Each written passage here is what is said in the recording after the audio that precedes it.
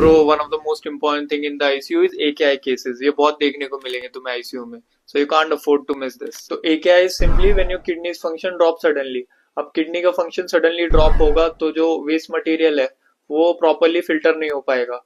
और वेस्ट क्या है? यूरिया और क्रेटिनाइन। तो अगर क्रेटिनाइन और यूरिया दोनों बढ़ा हुआ है और यूरिन आउटपुट भी बहुत कम है, like it is below 0.5 ml per KG per hour, तो you can diagnose it as acute kidney injury. इसके कॉजेज हम 3 पार्ट में डिवाइड करते हैं, that is pre renal, intrarenal और post renal. Pre renal simply जब किडनी को enough blood volume नहीं मिलता काम करने के लिए तब होता है, like in case of dehydration, heart failure, जिसमें ब्लड वॉल्यूम कम हो जाता है तो किडनी को ब्लड नहीं मिलेगा प्रॉपरली, तो किडनी इंजरी होगा। इंट्रारीनल एकेआई में किडनी में ही प्रॉब्लम रहता है, लाइक अक्यूट ट्यूबुलर नेक्रोसिस या interstitial nephritis. Acute tubular necrosis में सिंपली ट्यूब्यूल्स का इन्फ्लेमेशन हो जाता है जिसकी वजह से फ्लूइड का बैकफ्लो होता है और ब्लड प्रॉपर्ली फिल्टर नहीं हो पाता। पोस्ट रीनल एकेआई यूजुअली यूरेटर के ब्लॉकेज की वजह से होता है। तो एकेआई के सबसे कॉमन कॉजेज क्या है?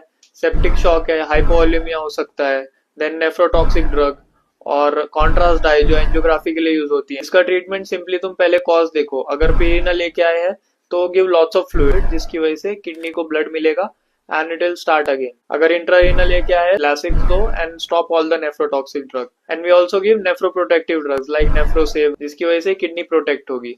एंड अगर ये सब चीजों से इम्प्रूव नहीं हो रहा है then last thing is dialysis.